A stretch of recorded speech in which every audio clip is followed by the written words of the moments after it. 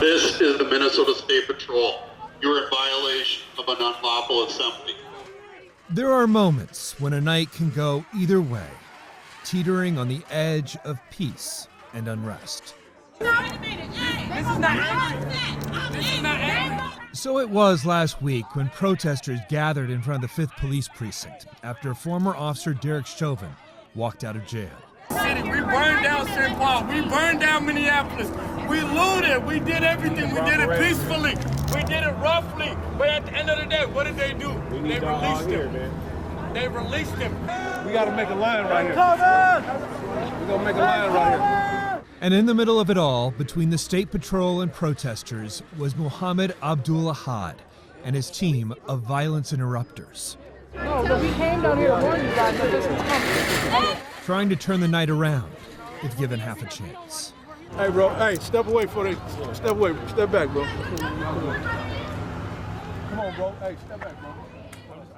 Hours earlier, we hooked up with them on Nicollet Mall, the men and women in the orange shirts of Minneapolis-St. 4 teams of 15 to 20 street outreach workers who make contact with both the victims and perpetrators of street violence to diffuse conflict before the shooting starts. It's the city's effort to change the narrative of public safety, to start rebuilding trust. For the cops, Minneapolis is a kind of buffer, a softer approach than lock them up. They know what we're doing. You know, they actually call upon us when they're down here dealing with these children. They say, hey, where's the guys in the orange shirt? Where's Minneapolis? We need them down here. We need them to come help, you know, so. For the violence interrupters, there's a really delicate balance that they have to strike. They need to know what's going on in the street. They need that intelligence. On the other hand, they gotta make sure people don't think they're snitches, or else none of this works. Sasha Cotton is director of the city's Office of Violence Prevention. We really have been looking at all the dynamics in 2020, and it does feel like a bit of the perfect storm. It feels like the onset of COVID obviously changed the game in Minneapolis and across the country and the world. And so we saw people lose hope, we saw people lose loved ones, but we also saw people lose jobs. Hundreds were also released from jail and prison without a safety net. Then came the killing of George Floyd, the peaceful protests and civil unrest, followed by an uptick in shootings, homicides, and carjackings by young teenagers. Mohammed says when you close community centers and schools, the streets become their playground. Whatever's going on, is the kids want to be a part of it because there's nothing else to do. So it's a kind of recreational violence. That's what it is. It's a recreational violence. That's exactly what it is. It's recreational. You know, it's nothing that I don't think that they're bored, and they're bored. And he knows all too well where that can lead. He did a decade in federal prison for a non-violent drug crime. You see yourself in those juveniles. His friend Rasiku Pita did 20 years for the same.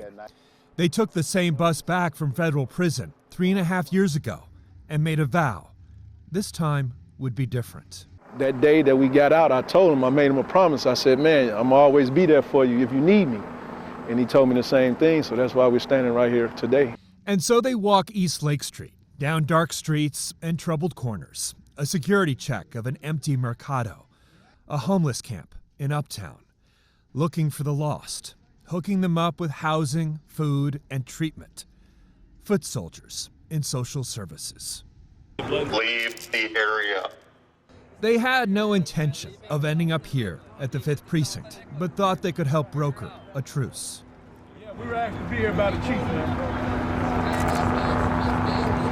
We're trying to help you guys. You guys will coordinate that, then get them moving south. That'd be great. Get them moving that way? Yep. Mohammed knows this is a bad spot, stuck between police and protesters. But this is also what leadership looks like. Hey, come on, y'all. Hey, y'all, come on, y'all. Let's make a line, straight line across, y'all. And for a while, the protesters listened. But the State Patrol did not come to negotiate. This is the Minnesota State Patrol. You are now all under arrest. Please sit on the pavement. Take a seat on the pavement. Do it now. Troopers would arrest 50 people. The outreach team was briefly detained, but undaunted. It's one of the things, Tom, it's a touchy situation, you know. It's one of them, you it's like a seesaw. Yeah.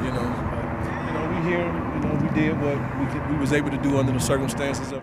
And these days, the circumstances are always difficult. But we've had police for 150 years.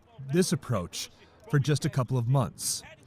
Their success will not be measured in arrests or convictions. It will be seen in lives changed, paths altered. When someone in an orange shirt stopped and took time to listen. For the Fox 9 investigators, I'm Tom Lydon.